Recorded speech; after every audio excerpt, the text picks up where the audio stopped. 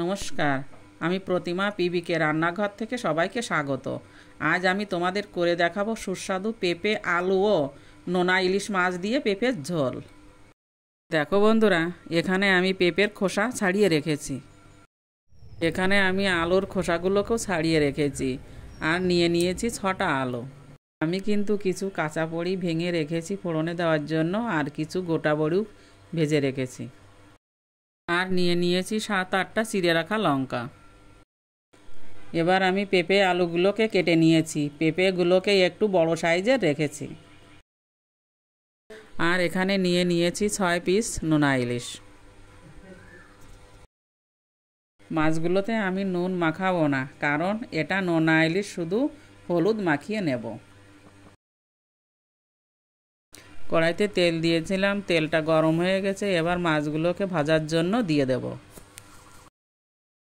মাছগুলো ভাজা কমপ্লিট। এবার একটি অন্য পাত্রে উঠিয়ে রাখব। ওই মাছ ভাজা তেলের মধ্যে পেঁপে আলুগুলো ভেজে নেব। এমন করে ভাজবো, ভাজতে ভাজতে পেঁপে আলু সেদ্ধ হয়ে যাবে। পেঁপে আলু ভাজা কমপ্লিট। এবার আমি পরিমাণ মতো জল দিয়ে দেব।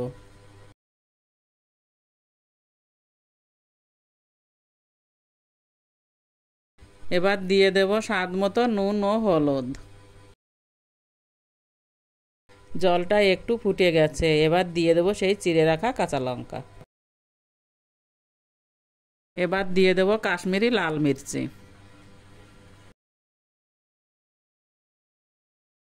তারপর দিয়ে দেব ভেজে রাখা সেই নোনা ইলিশ মাছগুলোকে। দেখো বন্ধুরা, পেঁপে আলুগুলো ভালোভাবেই সেদ্ধ হয়ে গেছে। এবার ভেজে রাখা গোটা বড়িগুলোকে দিয়ে দেব।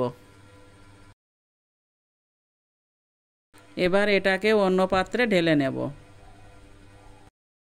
এবার কড়াইতে সাদা তেল দিয়ে দেব ফোড়ন দেওয়ার জন্য। কড়াইয়ের তেল গরম হয়ে গেছে। এবার দিয়ে দেব গুঁড়ো করে রাখা সেই বড়িগুলো। বড়িগুলো লাল লাল হয়ে গেছে। এবার মাছ দিয়ে পেঁপের তরকারিটা ঢেলে দেব।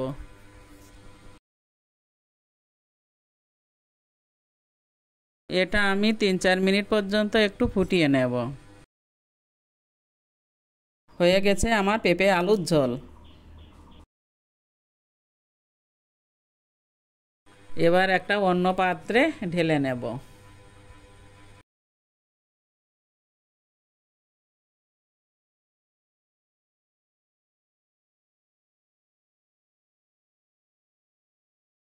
বন্ধুরা, আজকের রেসিপিটা কেমন হয়েছে কমেন্ট করে জানিও। আর যদি ভালো লেগে থাকে তাহলে লাইক, শেয়ার, সাবস্ক্রাইব করতে ভুলো না।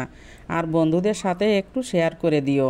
আবার দেখা হবে নতুন কোনো রেসিপি নিয়ে। ধন্যবাদ।